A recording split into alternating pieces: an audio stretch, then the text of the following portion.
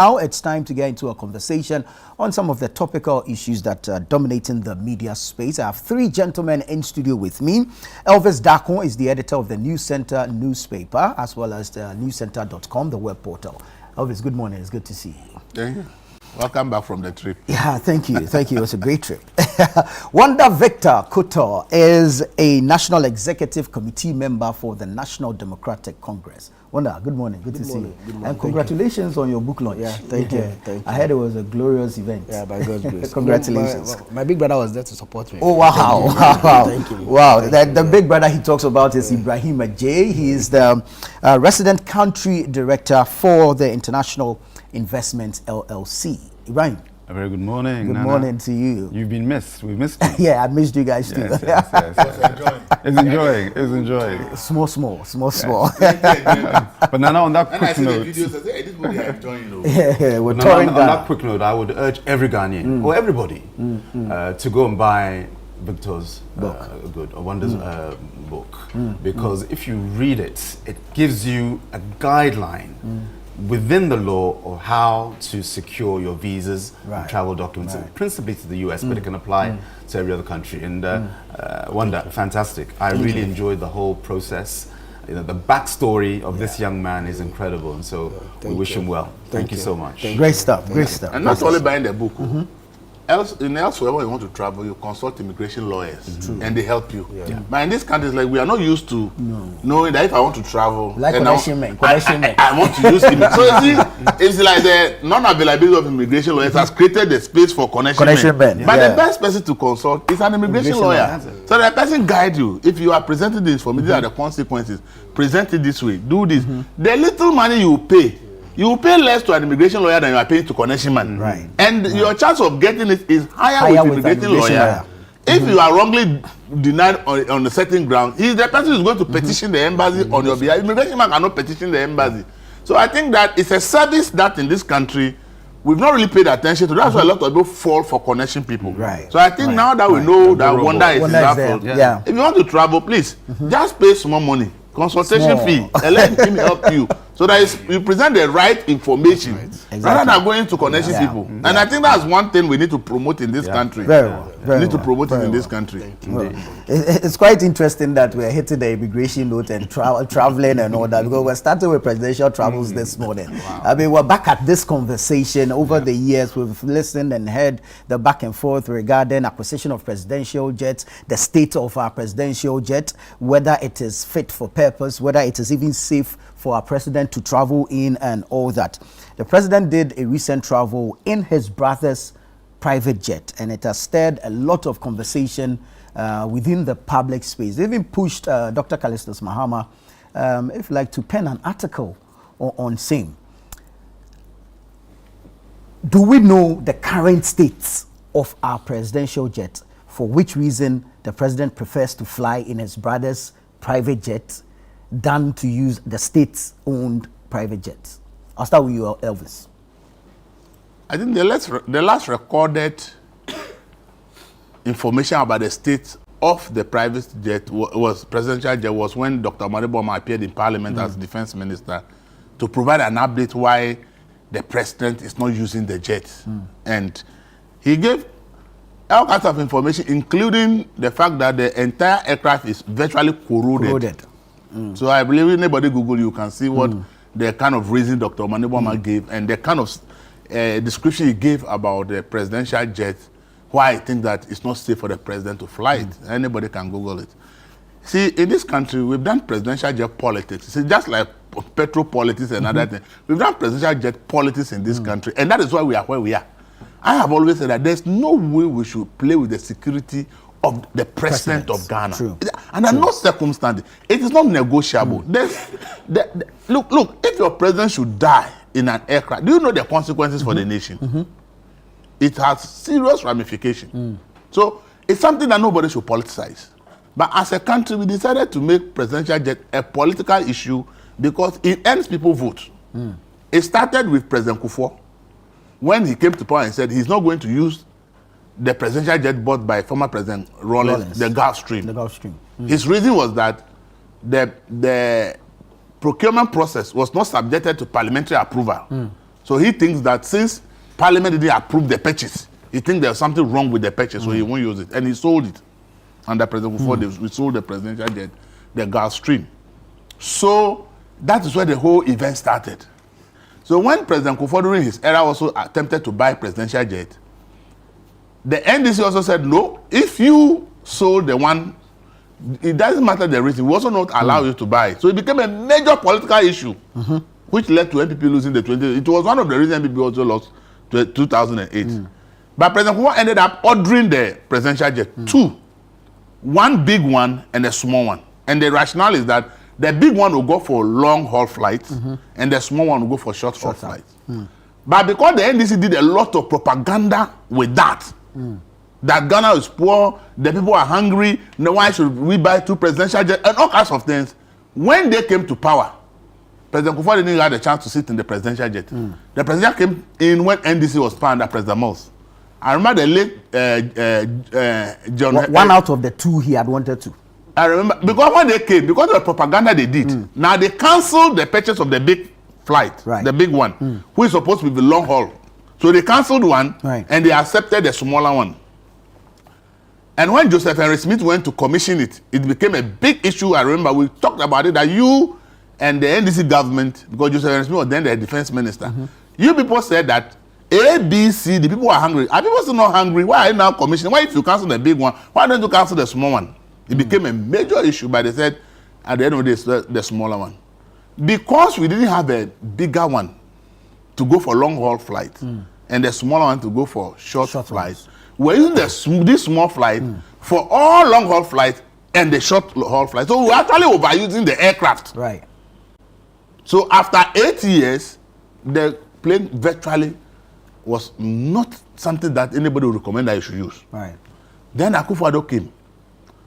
He started using it, and incident upon incident, and the recommendation of the Ghana Armed Forces that, look, we need to replace this thing because the state in which it is, even if you send it to repairs and they say they work on it, within 6 months, because you are using it for almost every presidential trip, within 6 months, the problems all have come back, and you need to be spending money to go and repair, so we should buy a new flight.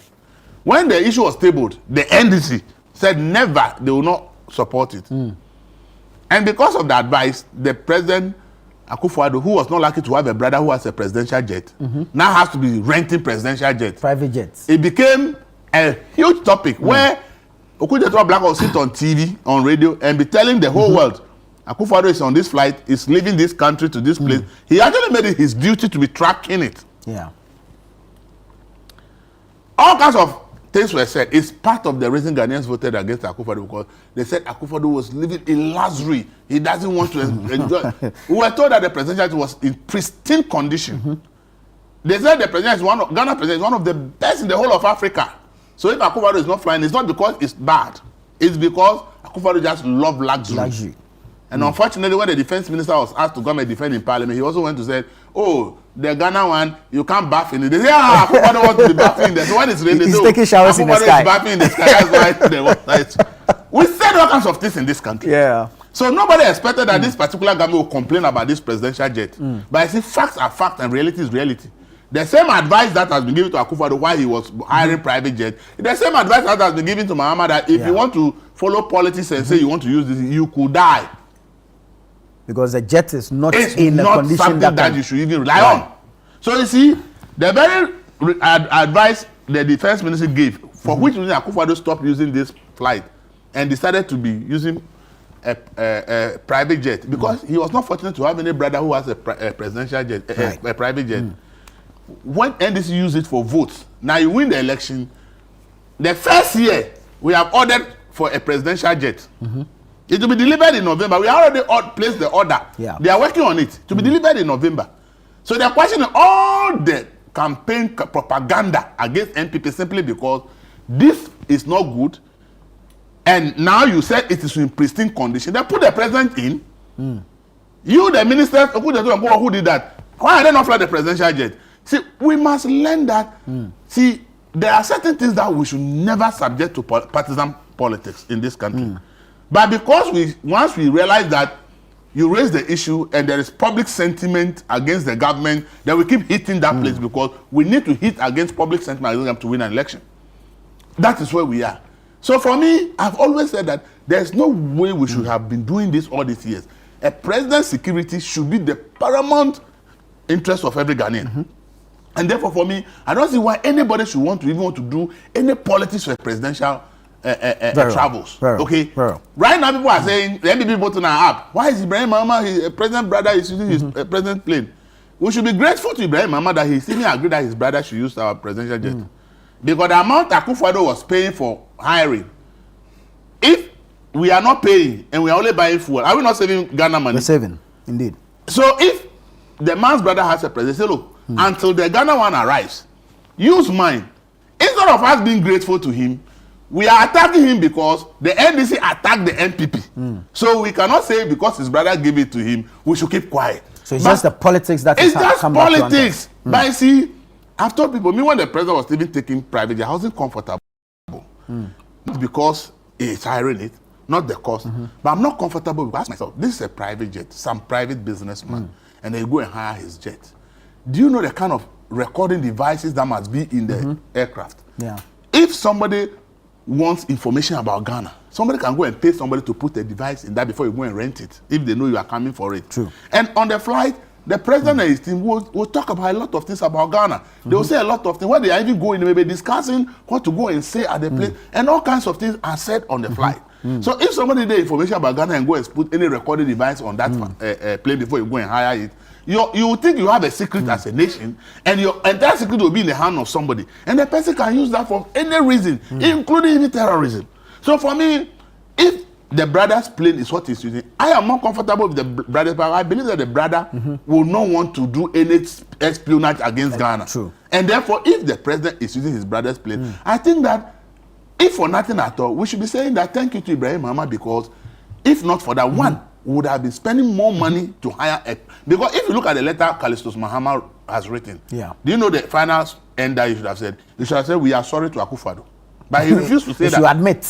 It's just of apologize to Akufo-Addo that with the benefit of hindsight, we didn't know this was the situation. And therefore we criticize you. But having been in government now, knowing what it is, you are right not to fly the presidential jet. You are right to hire the private jet. How would you have gone with that private jet? Because you look at all the reasons adduced by Callistus Mahama in his letter, it's just a justification that Akufo-Addo was right not using that the presidential jet. Thank you. I mean, when the president is traveling, there's an issue of his ability even to engage in diplomatic activities, even while in transit. There's also security considerations. There are logistical complexities that will also come to play. So if the current presidential jet cannot provide room for all these to happen, then there's some level of justification for the president to fly his brother's private jet. True?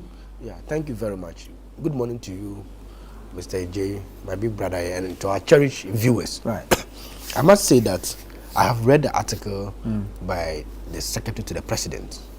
He titled it On Presidential Travel, Public Trust, and the Discipline of the Recent.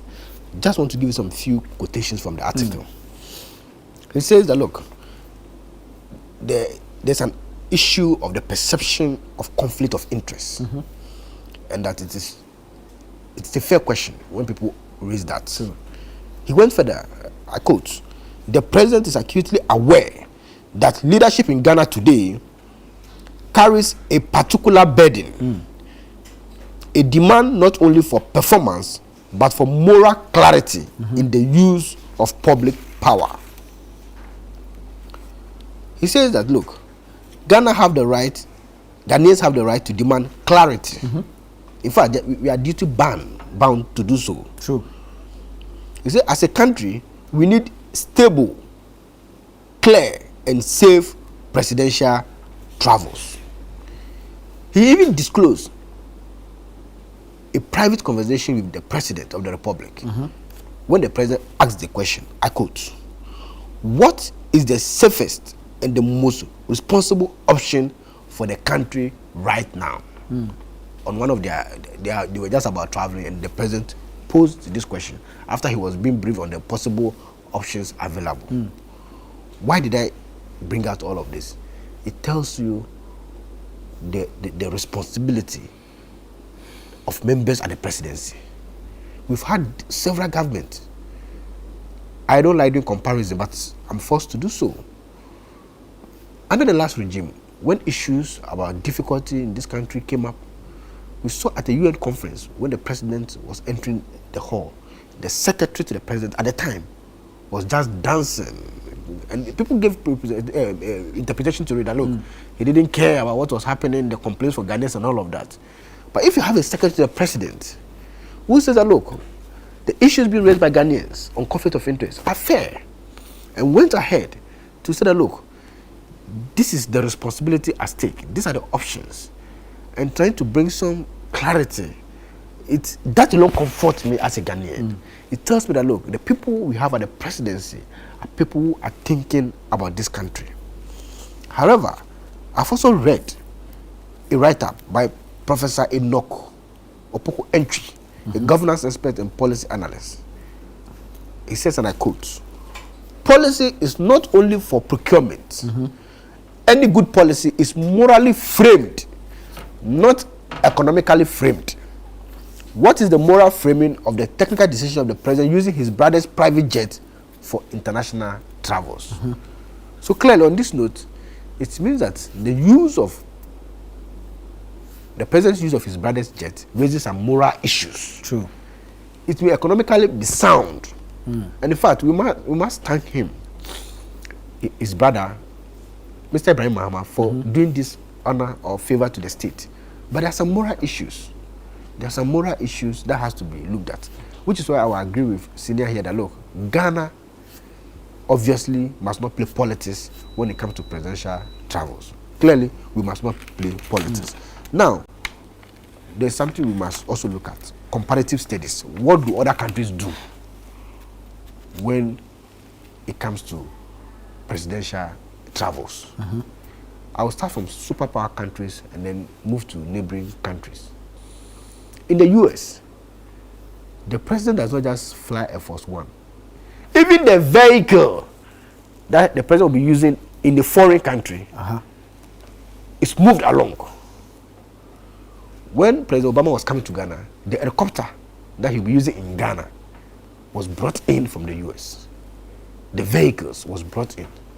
So for super countries, they take these presidential travels very, very, very seriously. And I wasn't surprised when Dr. Carlos Mahama, in his said article, said, and I quote again, presidential travel is unlike any form of travel. It is not merely a journey from one city to another. It carries with it layers of responsibility, security protocols, diplomatic engagement, communication systems, and the simple but critical requirement that the head of state remain able to function as the executive authority of the republic, even while thousands of kilometers away from Accra. The question then is, if President Mahama were to use or was to use a commercial flight, can he perform diplomatic engagement, official duties in a commercial flight? This is a fair and valid question. Now, on the issue of rentals, you know, they charge, if I'm not mistaken, per hour. Neighboring countries, how do they go about it? Look at Nigeria. Look at Nigeria. They have their presidential jets. Now, we must now look at the broader question of Ghana having its own airline. Because from presidential jets, we will also start looking about the citizenry. A lot of people travel from Ghana on commercial flights. And this I think the Transport Ministry has said that it's in the works to have a national airline. For how long? For how long? It's commendable, and I commend our government for taking the step in doing so. You know, as soon as we won, the president has formed a committee, a task force to look into we having an airline. I will pray that this comes to pass, because it's not just about the presidential travel, but also the Ghanaian, we the people. The provision has to be made for us. Now, a broader question that I have been asking myself on the president's use of his brother's jet. who pays for the insurance? Perish the thought. If something happens now to the aircrafts, would the state replace it? Or just because we are buying our fuel, when something happens, that's it? We need to know. And I'm happy, like I said earlier, I'm comforted that there are sober minds at the presidency. There are sober minds. We've been in this country for under different regimes, and we saw how people at the presidency didn't care. They would have rubbish dates and all of that.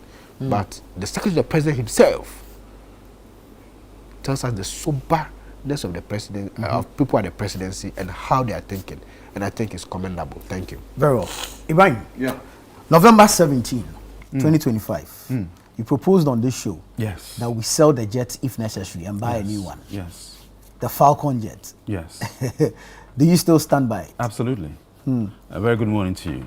morning, It's not often I get a chance to, and to our viewers as well, Wanda and Elvis. It's not often I get a chance to go into, what do you call it, the internet and quote myself. But that's exactly what I said. I said that the presidential jet or the president's security must override anything political. And I'm glad that you've mentioned it. So that's, I maintain that stance. And so you see, it is the double standard of the NDC which has made them so uncomfortable on this issue. Because they play to the gallery, but they don't play to the nation. And that is why NDC, you find that they're struggling. I mean, if you listen across different platforms, they are struggling. I mean, how momo? That means they're stuttering or stammering to make the point that what you accused President Akufo-Addo of has now come back to bite you where it hurts. Was it not Okujuto Oblakwa who said that if the presidential jet is available and President Mahama, should he then become president, takes a private jet, he would do what? Mineke, what did he say? He said he was going to take the He said he's going to resign. Mm. Now, the Falcon Dassault, we discussed this, as you mentioned, in November last year. In August of last year, it was returned to Ghana. I thought maybe June or thereabouts. Yeah. It was returned to Ghana. It had some problems with corrosion, the turbo fan, the oil or fuel intake. It was repaired in France. Yeah. It came back. It was cleared for operational duties as we speak today. It is operational. It is in the custody of the Ghana Armed Forces. We're talking about the presidential jet like it's at what do you call it? Magazine. Where spare parts, for those who don't know magazine, it's a huge area for car dealers and spare parts in Kumasi. Yeah. We are talking as if the presidential jet is in a scrapyard. It is operational. Is it airworthy? Airworthy. You think France would repair it, then we say it's not airworthy. We take it back for repair. I was checking. It is airworthy. I mean, I'm talking, others can Google and double check and fact check it is airworthy. We just took it in June of last year. Just June. Has it been used since then? I don't know, unless you speak to Ghana, ask President Mahama, because he should know. The thing has been repaired for his use. When he went to Uganda, he went to, I think the other countries where they were mocking the fugu. The fugu. What was that country? Yeah, Zambia. Zambia. He should have used it. It is operational.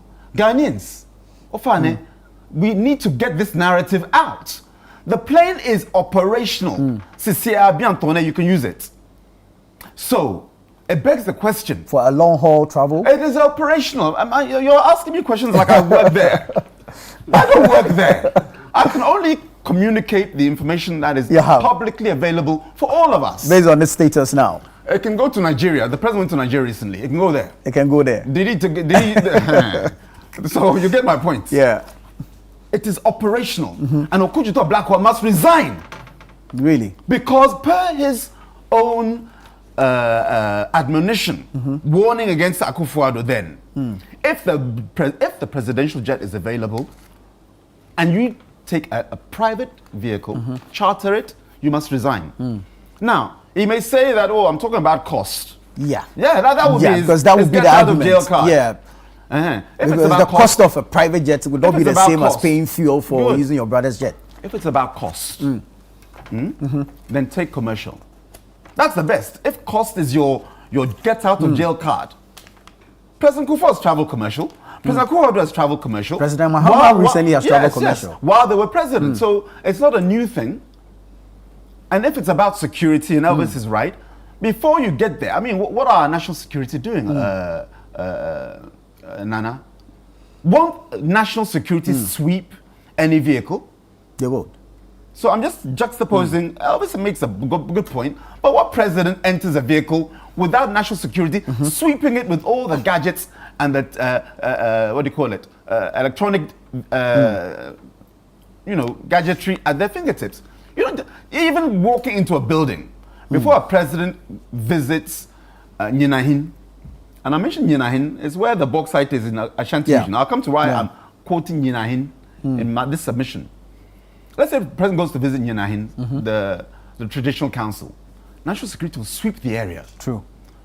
For any kind of recording devices, explosives. So that one will serve to somehow, let's say, quarantine Elvis's valid concerns that if you use any other vehicle, our security may be compromised. There has to be a sweeping. So let's put Elvis's concern aside. Now, why am I talking about Nyinahin? 29th December 2016, President Mahama has been voted out after 4 years of incompetence and the economy went down. We all know. He was being voted out. But on 29th December, he was voted out December 7th. 3 weeks later, he awarded the bauxite concession to Exton Cubic.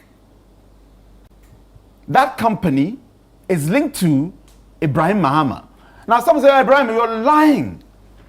Ibrahim Mahama does not own any shares, or is he a director in Exton Cubic? And I will say, you're right. I didn't say Ibrahim Mahama owns it. I said he's linked to it. Because his wife, Una Maxwell, is the company secretary and the director of the company. Michael Mahama, the president's brother, is the director of the company.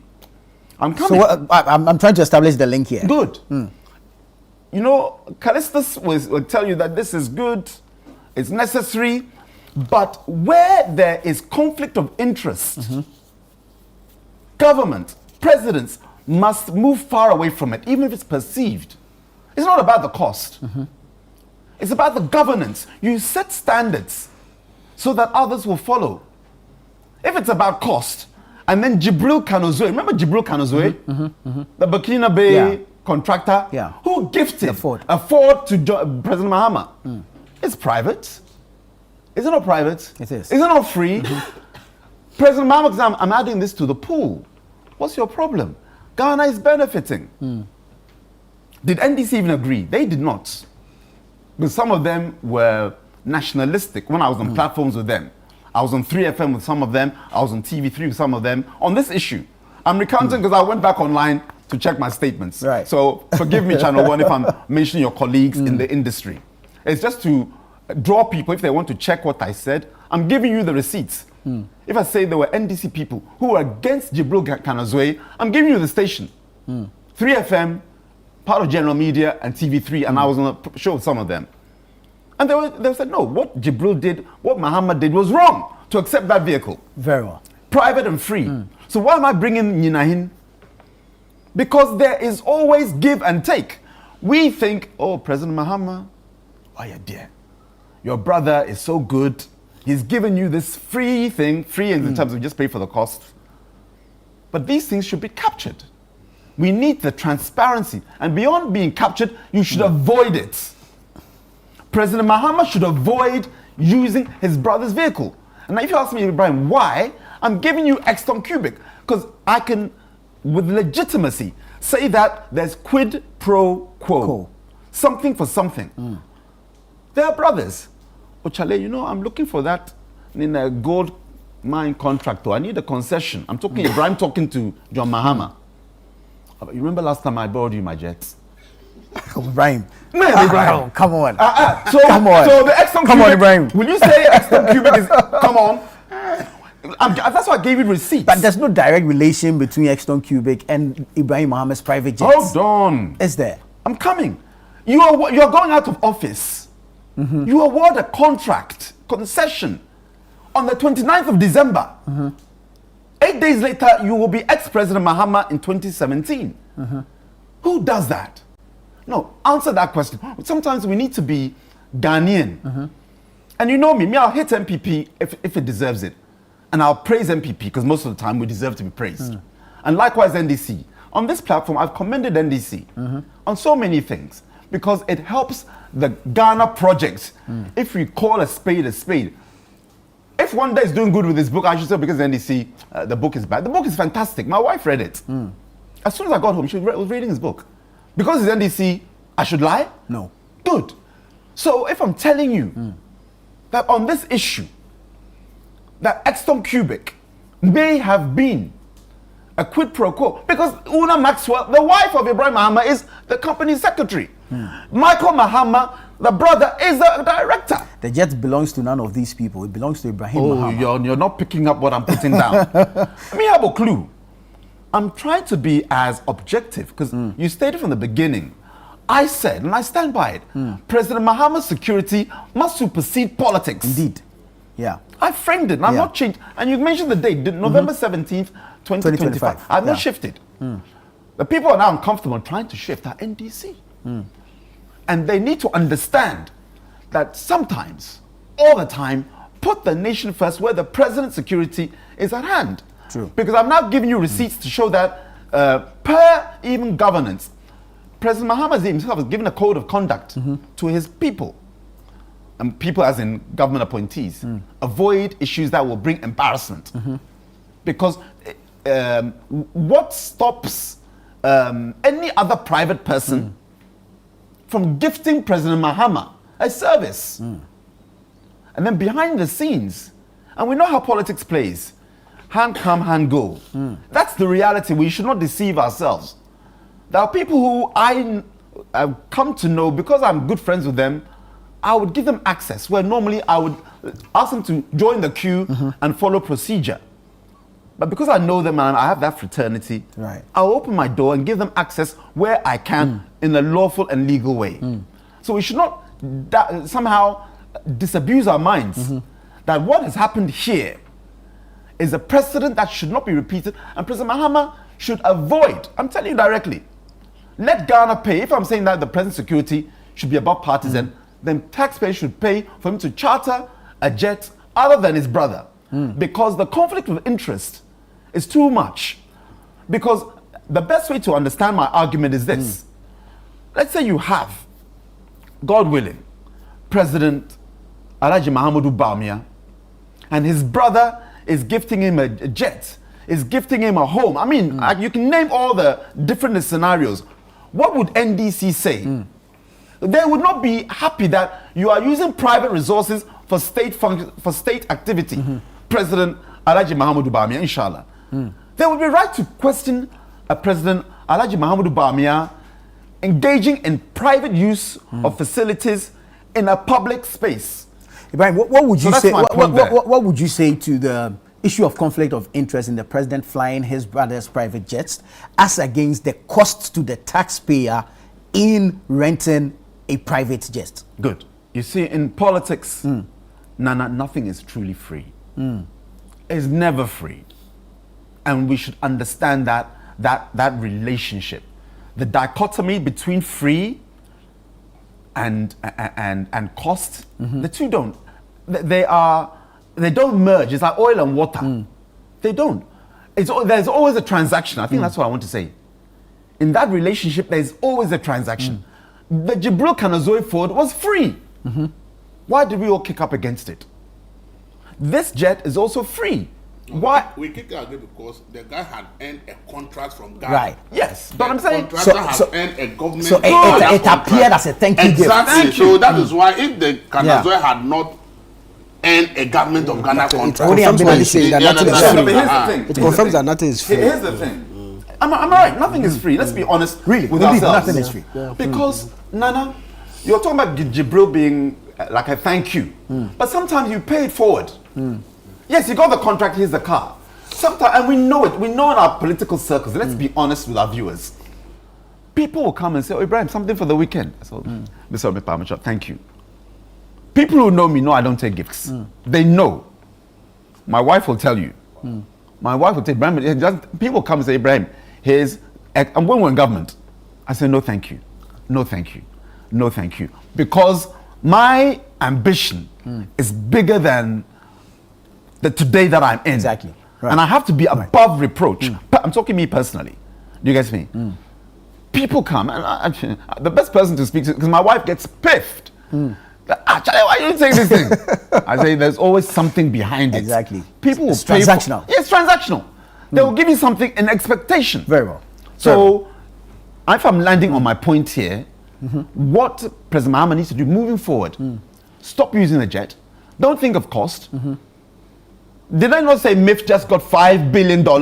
Royalties. Royalties. $5 billion. Cities.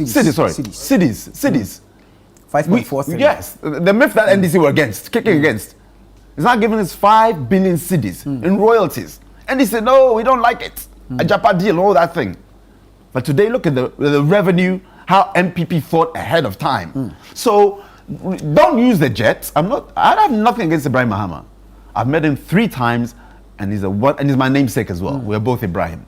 So my critique is not about Ibrahim, but the transparency and what it creates in terms of people's minds. And use some of the 5 billion cedis to pay for your fuel and your jets until the new jet comes, the one I supported in November. In November. Very well. All of this, but for the politics, what is wrong in flying my brother's private jet? Absolutely nothing.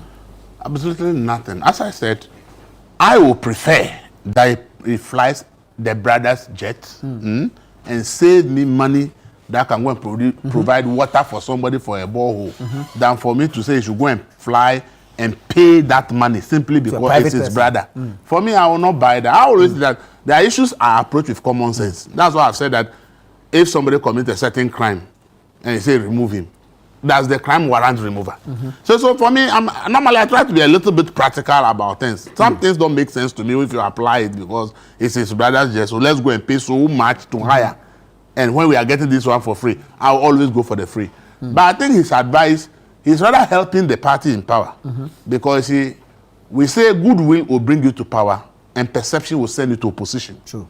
So with what is happening and the perceptions based on the discussions, the government, if they are minded by perception and the impact it will have on an election, they will be thinking about, okay, then let's go and rather rent so that this thing. But they are also minded by the fact that if they take that decision, that they've defeated everything they said against Akufo-Addo when he was renting. So they will have to wait. But for me, if I'm getting something for free, I will take it gladly. And the argument that is because if you give his brother's jet to him and he uses that, the brother can go and have a secret conversation. The bottom line, he doesn't need to give his brother a jet to have that conversation if he wants to have it. The jet will not be the bait. Even if he hasn't given his brother a jet and he wants to have such a conversation with brother, he will still have it. So the jet being used as a reason for maybe something like doesn't really come in for me, as I say, because if I don't give my brother a jet and I need something from government, I tell my brother, oh, I need this thing from me. I also tell him, right? Yeah. So what has the jet got to do whether I will tell him or not? I don't need to give my brother a jet to tell him that I think I need this thing from government, so if you can help me. I don't need that. I don't need to extend favors to a brother. I don't need, he's my brother, brother, one father, different mother. So for me, this argument doesn't come in. And see, he cited Eston Cubic. You see, I have always said it. We don't have a midnight law in Ghana yet. That said that if you lose elections, you can't take this decision on that. So there's no law that prevents anybody from taking any decisions. And you see, we say President Mark gifted to Ibrahim Mahama is because the Constitution says that all natural resources are vested in the president on behalf of the people. So for every natural resource to be given, the president has a role to play. Right. But you see, what have we done? I have said at that time that if there's anything wrong with the process, correct it and let the man go and mind the box. But because the box side, then we need the money. Indeed. we went ahead and cancelled it, gave all kinds of reasons. Up to now, we have not been able to mine that bauxite. Okay? The previous government also did the process, awarded a contract to somebody. The person had done a whole lot of money to do mineral resource estimate and everything, ready to go to mine. They need parliamentary approval because of 136, 137. They frustrated the process. They didn't get a parliamentary approval. This government, they have also cancelled that contract. Yeah. So the bauxite is there. We need the money so that we can solve our problems. Because we are doing politics of who gets it. The bauxite is there. We are all complete. There's no money. See, some decisions that we politicize is the reason why we are here. If we had allowed Ibrahim Mahama to say, look, at that time, this process we think that this place was wrong. Let's correct it. But now we would have been mining the bauxite. And the bauxite there is huge. Ibrahim Mahama alone cannot mine all. Like by now, if everybody had given another portion to Rockshore. But now he also have started mining. And the money down there would have been coming. But because we decided to politicize, Ibrahim Mahama is Mahama's brother, so let's cancel it and give all kinds of reasons. They also came also, MP people gave this one, so let's cancel it and give reasons. And the people of Ghana are struggling, the government is broke, and the money is underground, and we are doing politics. And now we're doing the same with and I believe that, look, let's all understand. If we give our resources to Ghanaians, Ghanaians are not different from foreigners. We're building Ghana. We are free, and nobody complains when we give our resources to foreigners. Right. But the moment it's a Ghanaian that we want to give it to, then we are apprehensive. Why is this being given to this Ghanaian? And we have all kinds of reasons why we think we shouldn't give it to. So why are we happy when we are giving our resources? It's ours to foreigners. That one, you will not hear any noise. You hear foreigners come in and collect all kinds of contracts in this country. You will not hear much noise about it. We are but the moment a Ghanaian is the one involved, then we find reasons to why we are against ourselves making money or what. I don't get it. Look, let's begin to understand that. Look, if Ghanaians don't make money in this country, if we Ghanaians don't control the large chunk of money that is made in this country, our poverty can never be solved. Because for a foreigner, once he makes the money, if I'm paying dividend to my investors, he will transfer the money out there. So at the end of the day, if a foreigner gets the mine, he will make the same money. If a Ghanaian gets it, he will make the same money. So why is it that a Ghanaian is capable, a foreigner is capable? If we give it to any of them, they all make the same money. But when it's given to a foreigner, we are clear, we are okay. Okay. But when it's given to a Ghanaian, then we are agitated. Cancelled Elvis. Speak to the facts, please. It was not cancelled because it's NDC or Ghanaian. Who does that? Because, and I'm reading here directly, why the Supreme Court held, okay, that Exxon Cubic did not properly obtain documents according to the Minerals and Mining Act. Also, the deal had to be ratified by Parliament as required under Article 2681 of the Constitution. No, Elvis, don't shake your head. No, I didn't say Oscar because I said that. If there is something I'm coming. I made the point that there's some process. Correct it. If we rush, no, I'm just saying, you're saying that he's a Ghanaian foreigner. Yes, the bauxite is there. If we don't do the right things, we'll regret it later. Short-term pain, short-term gain will give you long-term pain. Right. So, but he did say that we should correct whatever it is that was wrong. By law, let the law work. Right now, if Exxon Cubic want to, and the parties in power, let me put it that way, and you fulfill the procedures, you make sure that you go through the mineral rights, acquire the proper documentation, it is ratified by Parliament. Then you reapply. Yes. Very well. And that did not happen. So let's not try and thank you. So the question is that proper documentation and parliamentary, is this also something that can be done? It can be done. That's the point I've made. But I'm of the view that it's the course of politics. And that is why they also came. The other person has also gone through the process. They said because it didn't have parliamentary approval, they also cancelled it. So you see, parliamentary approval. Right. So if we have corrected the first one, probably this time will not be cancelling the another one because of parliamentary. So when it happened, we corrected it and then we did it well. So this time the parliamentary approval is what is left. Let's approve for the person to go. Let me take final thoughts from Wanda on this matter of presidential travels. Just last year, I think on August 6th, this country had a tragedy of 8 of its citizens died in an helicopter crash. True. That was a loss to the state. Also, it was also a loss to their respective families. Indeed. So, I could understand and appreciate where Ibrahim Mahama is coming from. For him to say, look, bro, Charlie, use my jet. And there's a new one he has acquired. Yes, I can understand where he's coming from. Because today, if something happened to President Mahama, yes, it's a loss to the state, Yeah. but it will also be a loss to the family, to the Mahama family, whether we like it or not. So me, I can understand that brotherly love, because I mean we're in this country for 8 years, the last 8 years. I'm not sure Ibrahim Mahama will have made his jet available to President Nadu, but this is his brother, the life of his brother. So if he has information that the current presidential jets that we have goes to France, they maintain it, they bring it back, it's shaky and all of those, and he knows that just last year 8 people died in an helicopter crash, he would naturally want to make his assets available for his brother to use. But the question here, the moral questions that arises, is what we are discussing today. Nana, look, the barrier of presidents, even though a president emerging from a family, the barrier of president is determined by the state. When we lost President Rawlings, his family actually wanted the body to come to Keta, Jelokope, but the state took charge. The state took charge. So you have to balance it, the family interest and that of the state. For me, I will not blame Ibrahim Mahama. I blame ourselves for doing politics with presidential jets. And Mr. Dagu got it right when he said that President Kufuor refused to use the jet that President Rawlings bought just because he didn't go to parliamentary. Yes, he didn't go to parliamentary approval.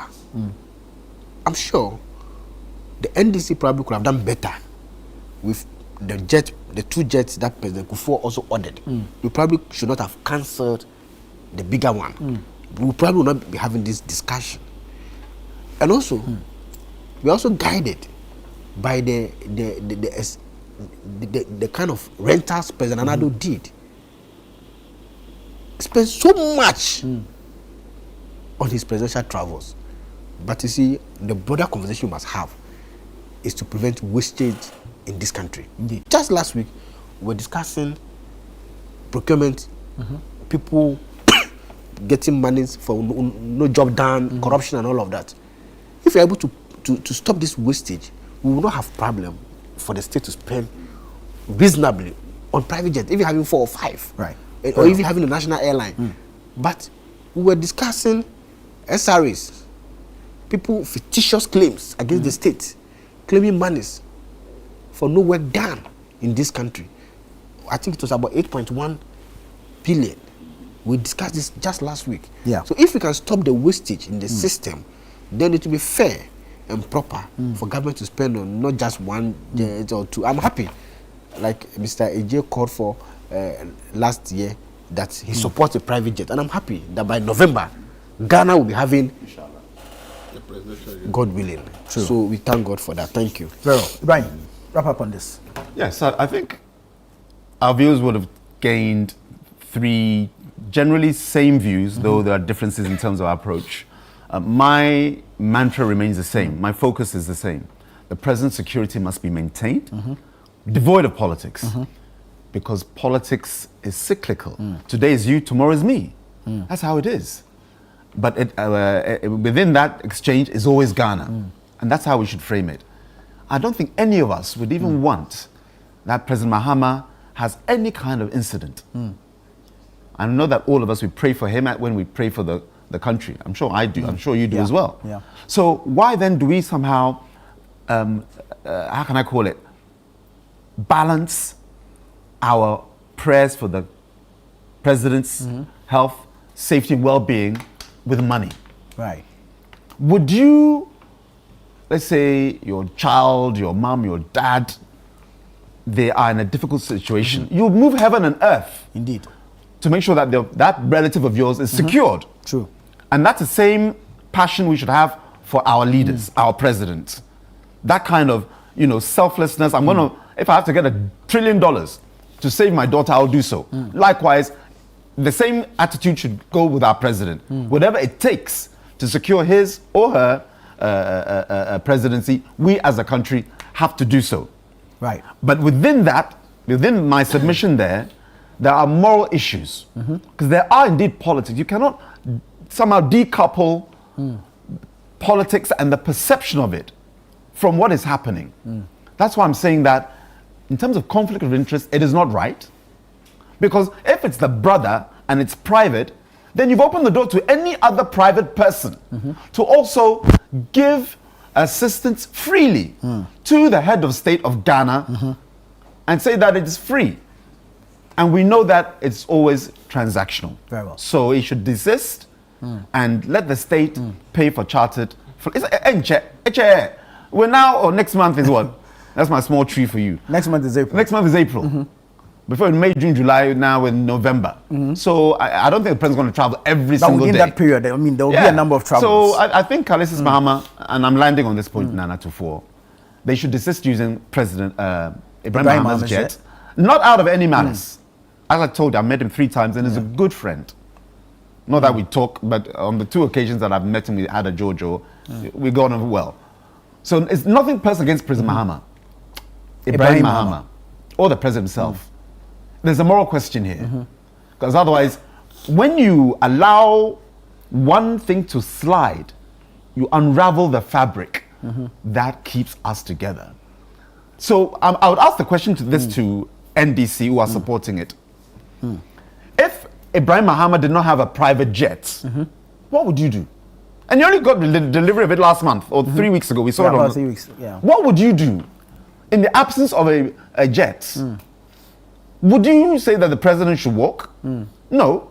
Would you support him getting a private? I'm talking to NDC now. Would you support the president in the absence of Ibrahim Mahama's largesse, his goodwill, his brotherly love? Would you support President Mahama hiring a private jet? Every NDC person, I'm sure, will tell you yes. So since you're okay with that, let him hire a jet, let the taxpayers fund it until November. Very well. Few quick messages. Good morning to you all, especially Mr. Elvis Darko. I really like you and the way you talk the truth always. This is Priscilla Foley from Nungwa, and she says, thank you. Good morning, Nana. I have a few questions for Elvis. Who fuels the jet? How much do we pay for the airspace? How much are we paying for the parking space? Well, I'm sure you can look this up with Ghana Airports Company Limited. And it's a bit of I think it's a simple issue, and this is why the president needs to communicate. I think that they should just have Felix has been he only keeps talking about the fuel and now the president airspace. So I think that the best thing will be that now you are hiring. Nobody don't tell us when you are back. Just issue a statement. When you use the jet today for this trip, you paid this for fuel. So this is how my government spent on it, and then give it the corresponding figure if you are going to rent, so that the Ghanaians are clear that then the use of the jet is beneficial or not. But see, because the information is not in the public, all these questions will be coming. And I think that the government can do better. If Callistus can write this letter, I don't think it will be too much for them to say after every trip. Exactly. Let's just let Ghanaians know how much Ghana spent on the trip, and let's compare with if we're hiring. How much would that pay? So the Ghanaians will have better information. A final one here says the NDC should stop throwing dust into our eyes. I don't think this jet is truly owned by Ibrahim. The true owner is Mahama. This is Gabriel from Amasaman. Okay. All right. On that, let me give them one information. EMP. At the last valuation of the company I saw last year, EMP is valued at about $3.5 billion. As engineers and planners. Yes, that alone. The jet is not part of it. So a man who owns a jet, who owns a company with $3.5 billion in value, are you saying that buying $70 million of jet is beyond him? So when will Ibrahim enjoy his money? You want him to be a kokora when he can't work before a private jet or what? See, sometimes people must understand some of these things. Thank you. Let's take a quick break here, but send us your thoughts, your comments, and contributions. This is Breakfast Daily on Channel One Television. Stay with us. We'll be right back. Welcome back. Grateful that you stayed on with us. This is Breakfast Daily here on Channel One Television. We're moving into the matter of recruitment into our security services. Somewhere last week, the minority raised some issues following the announcement of, if you like, a mass failure and the disqualification of some applicants. The minority is actually demanding a refund of some 113 million cedis to the disqualified applicants. Elvis, the thing was advertised, a fee was placed on it. You paid, you registered, but you did not pass the exam. Should you be given your money back? Oh, yes.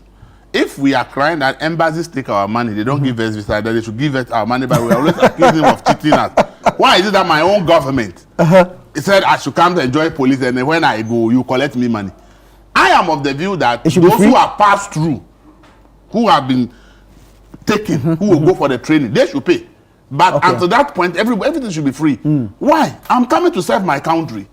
And you are telling me to pay money before I come to serve my country. It makes no sense to me, to be frank with you. But the argument is that government budget is not coming. The recruitment process costs a lot of money. The processing, they have to go through a lot of things. And then because government budget is not coming, then they have to raise IGF to take care of their processes. Right. And that is the reason they are charging money. Let's tell government to release the money for recruitment. Because that's how I'm going to join the military or police and you are telling me to pay for the application forms. It makes no sense. We have never supported that. But you see, the minority making this call is just for political gimmick. Because 8 years under NPP, have they ever refunded to anybody? No. They didn't. So what's the call for refund? What's the call for refund? You were in government, you did same. Because the situation is the same that if the services don't collect the money, you government, you don't have money to give them to the recruitment process. So 8 years, you didn't refund money to anybody. Today you are in opposition. And these are the things I've been saying. They just want to say things that will get them votes to come to power. So in opposition, whether true or not, they will say all kinds of things. They have no moral justification to say this. Leave ordinary Ghanaians to say this. Because those who are saying you have been in power for 8 years. If you knew that that's the right thing, why didn't you set the example? If you had refunded money and NDC has come, it's not refunded, then you have the right to call for it. Right. But you did same. And they did same before coming to power in 2016. And then when they came to power, it's the same. NDC also made the same call. NDC, when NPP was doing it, NDC also made the same call that they should refund the money to those who have not been recruited. NDC today, who is collecting the money. So when what did they do? Okay, it's not practical to say you will refund the money. So let's say we reduce the application fee was 350. Let's bring it to 220 and say we have done something about it. You see, after they done the politics with it, they realized they came to power and realized that no, it's impossible to say people should not pay because the government doesn't have the money to give the services to go do the processes for the recruitment. So the NDC was criticized NPP for not refunding the money. Just 2 years ago, campaign. Oh, it is wrong for government to be stealing from the public. When young people are looking for a job, you're asking them to pay. Government should refund. NDC did all that. And now they are in power. They are also facing the reality. I've said that if the politician will stop this kind of propaganda and we face the real issues, we will all be clear that this is the real issue. The real issue is high unemployment in this country. How to resolve it? That's the danger we are facing. That is the issue. Why will people be ready to go to police, military, if there are high-paying jobs everywhere in the country? If there are high-paying jobs everywhere in the country and they pay better than the security services, who will be running to the security service? That's why I go to abroad. They even have contractors, people who are paid to go and convince people to join the security services. In the US, they have recruitment contractors. And their duty is to be going around looking for young people and trying to convince them that if you join the security, these are the benefits you start. Because people are not interested to join. Because there are so many high-paying jobs around where people go for and they get paid well. So we should stop this propaganda and rather be talking about how do we fix the unemployment situation. You see, so if you go and promise 133, everybody will be employed. And then you come to power. And then the jobs are not there. When you open for security service, everybody will run there. And the political motivation for decision will always kill us. That's why we are here. Why the number increase to that number? Security recruitment, the age, the recruits, the age is 25. The maximum is 25. They came and say a lot of their party supporters are more than 25. So the age should be increased to 35. My own MP, my brother, Roxy Dafemeko, was a leader of that crusade. And now they've increased the age to 35. So if you increase the age to 35, it means that you are bringing more people into the bracket. And since they all know that government is not going to be able to employ them, the only employment opportunity available is the security services. So everybody has rushed, and then we have 500,000 people for 5,000 slots. So you see, let's understand that these things we have been doing, giving people all kinds of hope. What we are saying, we know it's not possible. Then we say it because we want to win elections. When we can't, we'll be confronted with this. Why do you increase the age to 35? And I have this number, you are complaining. You are the one who made more people to qualify to apply. So why are you complaining about the numbers that have applied? So we must all admit that, look, let's focus on solving the unemployment problem. How do we invest in poultry to create jobs for a lot of young people? How do we invest in growing rice to create jobs for more people? How do we invest in cotton to create maybe a 20,000 industrial park employment for people who are into textiles. You see, there are so many opportunities. Do we have some money to give to someone to grow? Maybe we let 5 people with the biggest coconut farms who want to now eat coconut oil or use it to sell school feeding. Okay, so we are giving this person $100,000 to increase his coconut farm. Palm plantations. Okay, the top 5 growers in Ghana. Let's help them to expand their farm by giving them this amount of money. We want to now eat more of palm oil. And government is 60% to 70% in charge of this economy because 70% to 60% of procurement is by government. So if you sit down, you are giving money to school feeding, they are easy to go and buy imported rice, buy imported canned fish, buy imported oil, buy everything that the school children are eating is largely imported. Use that money to empower local people who can expand their production and then employ more Ghanaians because government can't employ more people. Government, if it has the money, can employ all the 100,000 people. Do you know that? Because the money to pay is the problem. So they have to, first have to look at the list and say, looking at the budget constraints, now the nurses and doctors have to be cleared. Now we are told that the rotation nurses is about 14,000 something. So they have financial clearance. So if they look at the budget, the security people can only take 5,000. That's what we can make money for. Let's begin to tell the Ghanaians the truth about the state of Ghana. Thank you, Elvis. Thank you, Elvis. Wonder, my challenge here is that we knew the quota we were working it from the beginning. So why do we open it up? We know that it's 5,000 we can take. Why do we open it up for as much as 500,000 to apply? And then we disqualify so much. Yeah. Thank you very much. My only worry with the entire process has to do with, like you asked, the numbers to be taken into the service was disclosed after the process. Ordinarily, taking application fees is a usual process. Mr. Daku rightly stated that even embassies, they take application fees. And I must state that when they take these visa fees, it's not to say that you get a visa. It's for the processes, the cost of the processes. So you can be, it doesn't guarantee anything. Just like university applications, we buy university forms to people apply to do their master's first degree. It doesn't guarantee you admissions. It's not automatic. It's not automatic. It's an application. So normally the cost of processes and all of that is embedded into the application fee because people evaluate the application and all of that. So it's natural for the services to have what we call the application fee. My only worry, honestly, with this was that the figure or the number of people to be taken into the service ought to have been made public. That look, this year we are taking only 5,000. So that members are aware that look, there's limited spots. So you know that your chances of going in will be slim. No matter your qualification, you know that look, it's only 5,000 slots. Now there's this broader conversation as to whether or not application fees to apply to a public institution or public the services, whether is justifiable. It's a fair and valid question, in my humble opinion. In fact, which is why the government has directed, if you look at YEA, the modus run under the YEA, which is also connected to the security services, like the youth in fire service, the community police assistant, there's no application fee, it's free. Even though over 100,000 people apply, the Youth Employment Agency does not even take 1 penny, 1 cedi as an application fee. It's done for free, and this is to help the teeming youth. We probably will have to let the security services take a cue from the youth employment system, so that when people are applying to the services, there will not be any issue of application fee. But there's a broader issue, like Mr. Daku said, of the unemployment situation in the country. Because, I mean, if you have a lot of people applying to join the Ghana Police Service or the Ghana Fire Service and all of that, it's just because not all of them have the passion to be in the security service, but just because of the unemployment situation in the country.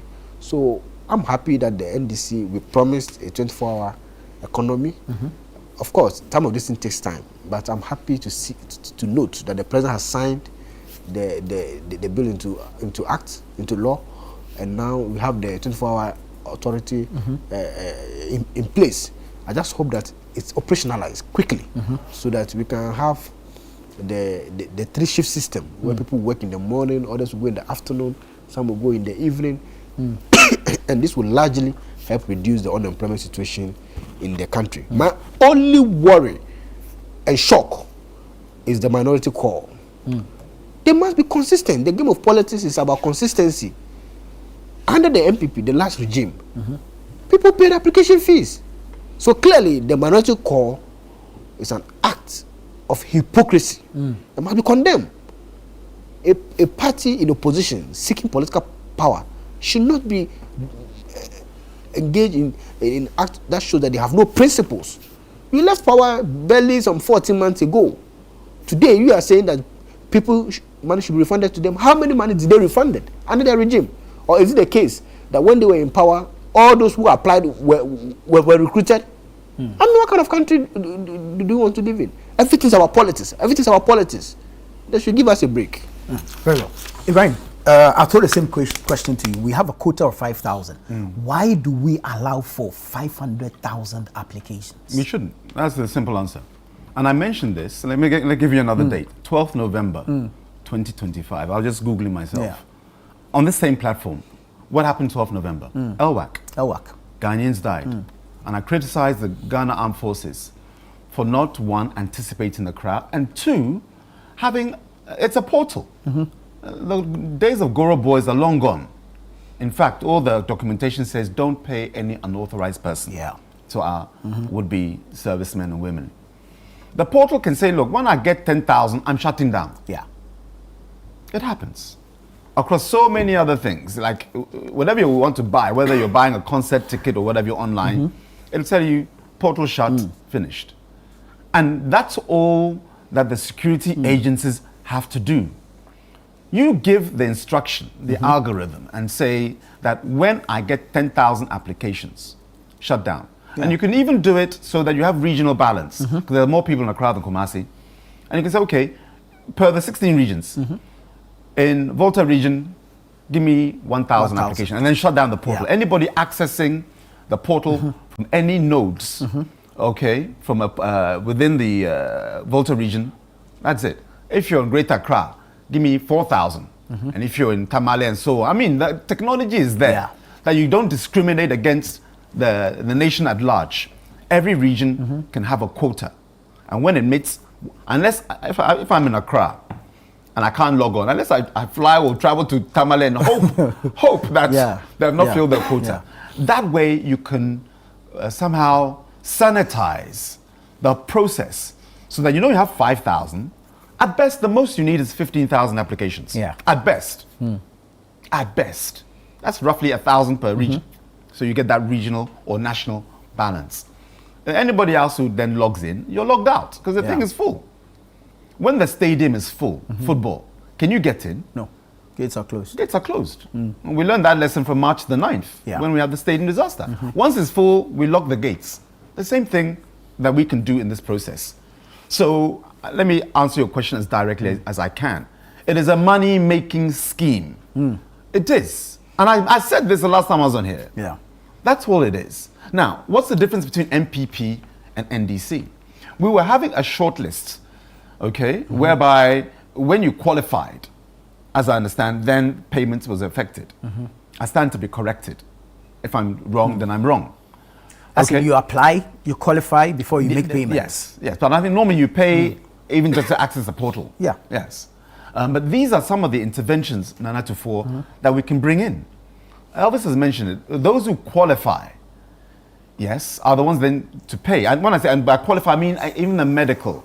I think when you have, they call it body selection. Yeah. Well, that's your medical. Make sure your heart is good, your eyesight is good. You do documentation, body selection, the aptitude test, and then medical screening. I think from body selection.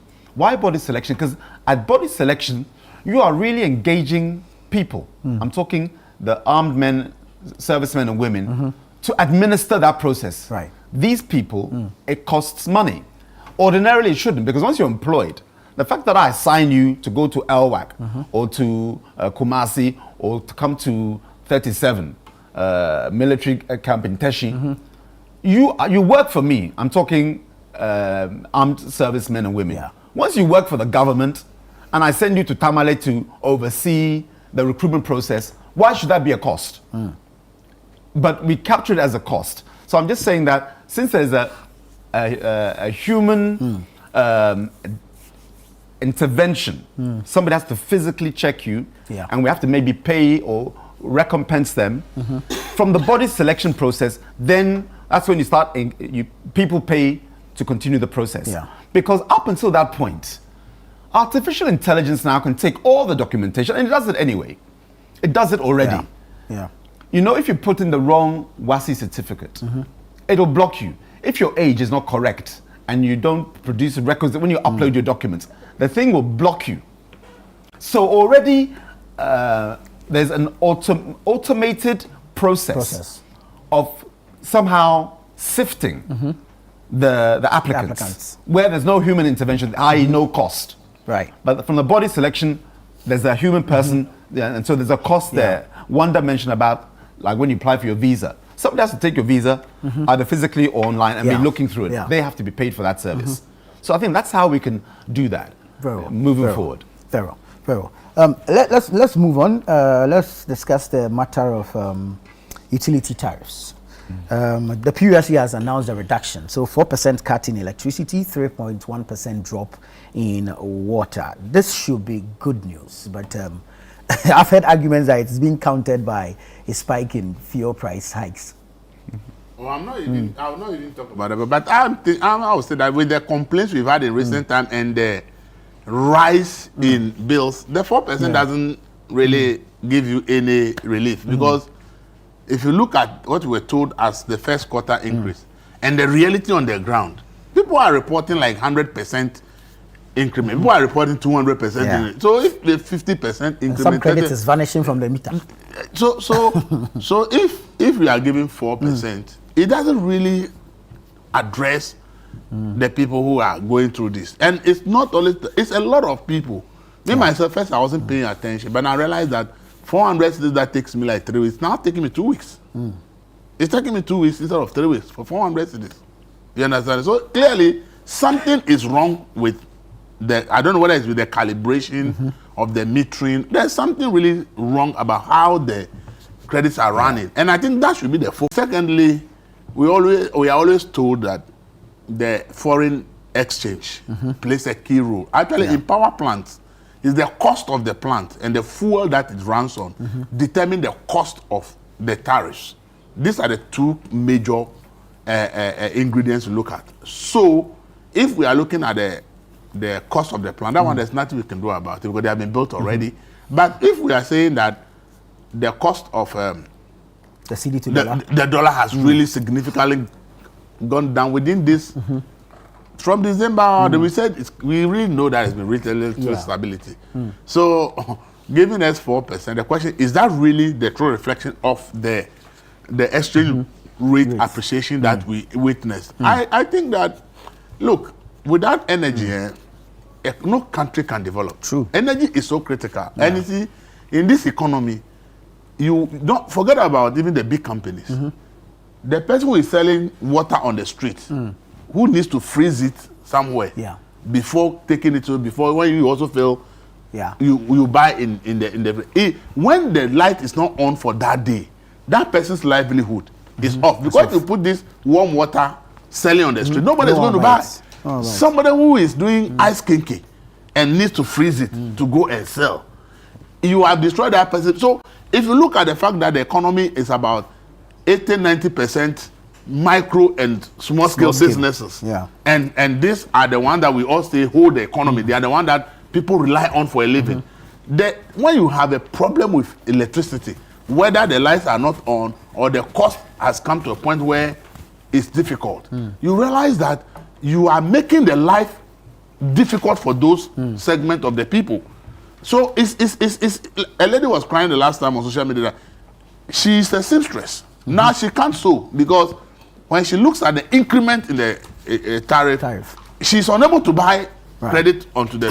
So I think that generally something has to be done. And I always say, since we need to have a consumer bill passed, in this country, where we have a competitions law, where we have something that protects the consumer. Because now we are at the mercy of the utility provider. Whatever they come to say, the last time PUSC gave them some date. Now PUSC, they came to ask for more days that they have given them. Now they issue a statement that they are investigating. The statement issued that they are investigating about 2 or 3 weeks now. There's no communication from them. Meanwhile, you have to keep buying. I think that we really have to do something about energy costs. Very well, It's really affecting a lot of people. Wonder, quick thoughts on this announced tariffs, a reduction, 4.8 for electricity, 3.1 for water. Thank you very much. When I heard the reduction, and I scanned through social media, and I saw some few complaints, even after the reduction, that was when I knew that the goodwill of our government is not the same. Yeah, it's waned. Yeah, it's no longer the same. I mean, to be very honest, the goodwill that we came with. Yeah. But I think it's natural with every government. Indeed. The goodwill cannot be there forever. But these are some of the things that you use to gauge the indication. Because people should naturally be happy with a reduction. And I must commend the Energy Minister, the Honorable Dr. John Abdullahi Jinapo, for stabilizing the power sector since he took over as Energy Minister. I must say that when reduction is done, naturally, what happens is that the purchasing power of the citizenry increases. Because once what you pay comes down, you save a lot of money, you'll be able to purchase more stuff. And that is a good signal. But more importantly, is we are calling and pleading for more stable power going forward. There have been some indications, I mean, there have been some indications in some sections of the country that they've not had some stable power in the last few weeks. Yes, I understand that were just some technical issues which have been resolved, and I pray that we continue to have stable power. But this is good news. I mean, reduction is good news. It's good news.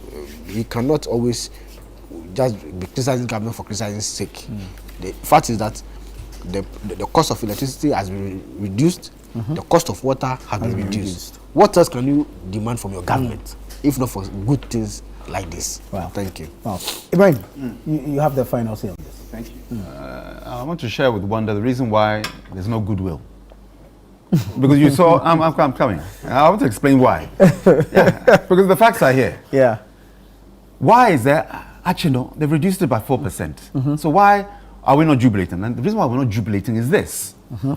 May 3rd, 2025, NDC increased electricity tariffs by 14.75%. Hold that figure there.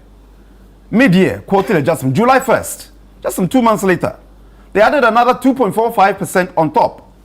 That takes it to what, 17-something%. Then October 1st, I want to give you the receipt so people can check. October 1st, 2025, a further 1.14% increase took effect. Now in the 19%. So you take 4% off. I'm still 15% higher than I was. Yeah. Oh, there's So- a 9.4 for this first quarter. Yes. Plus I the forgot that one. 9%. Oh, thank you. Yeah. Elvis, thank you. The 9.4 was effective January 1. January, yeah, so- I would have watched this program and kicked myself. I left that one There's out. over 20%. 20%. Plus. So now you take Wonder, that's why 4.8. people are not jubilating. That's why they're not jubilating. That's the reality. That's the reality. It's like, I whip you 10 times every day, 10 times. Then tomorrow I'll give you 8 lashes. Then I should be jubilating. Oh, man, I'm 8 panyo. No, I'm still feeling the pain. I like the way you speak the guy. Because Obeganyo Jimmy, I have to speak. And I do it deliberately. I also start speaking ever here. Megano Pagodo. Oh, me bede for one. But okay. You. My wife is ever. Oh, nice. Yes. Oh, wow. Yeah, from Pando. Oh, I see. You didn't know? I didn't know. They enjoy, you know. Yeah, bro. Is that how we call it? Aparuma. So, on that issue, when you look at it, so Elvis, thank you again. I would have kicked myself, when you post this program on X, and I said, hey, bro, I forgot about that. Over 20%. Ghanaians are not lying when they say as soon as they put the money in, it disappears. Right. And so we are really feeling it. Ghanaians are feeling it. As much as you tout exchange rate this, macro that, Ghanaians are suffering. And unfortunately for NDC, they'll wake up in 2028 and they say, why have you not voted for us? Because the city is stable. Yeah. But our pockets are empty. There's no jobs. And why is there no jobs? Over 500,000 people chasing 5,000 jobs. These are just symptomatic that NDC should understand that the favor, the goodwill, the honeymoon is gone. And I'm saying this, I remember I would say to you, not because we're in Ramadan. In Ramadan, if you don't stop telling lies, your fast, Allah doesn't need your fast. It's not just about refraining from food refraining from backbiting, telling things that are fictitious, being morally upright. So why am I putting this in here? I'm prefacing what I'm about to say. I've seen NDC platforms, what's up, where they are lambasting John Mahama. NDC 4. And you are there. I'm there. That's what I said. That's what I said. No, listen. Oh, Who are you? You snuck in Hey, there. let me tell you, Mazuk Usman. Listen. You joined via the link. Mazuk Usman is my. You have somebody's number. Yeah. We're doing politics. I tell you now. Wrap up. Mazuk Usman is my guy, my good guy. He's from Nima. We call him Commander. I was near Teledata to pay my internet, and a friend of ours came by, and he opened the NDC portal WhatsApp group, and these are videos. They were lambasting. This NDC. They were lambasting John Mahama. I said, in the month of Ramadan, that's why I prefaced it. Yeah. If I'm lying, then my fast is Mutu. Allah does It's not need my waste. fast. Right. Because not just don't take food, refrain from food, refrain from lying. Right. People often forget that. Very well. That the Thank Ramadan is about. Thank you. We'll have to go. We have to go. No, you can't lie. So that is it. So NDC are angry. The goodwill is gone. It's gone. Thank you, Ibrahim. Thank you, Wanda. Thank you, Elvis. This has been the news review segment here on Breakfast Daily. But please don't go away. The show continues after this.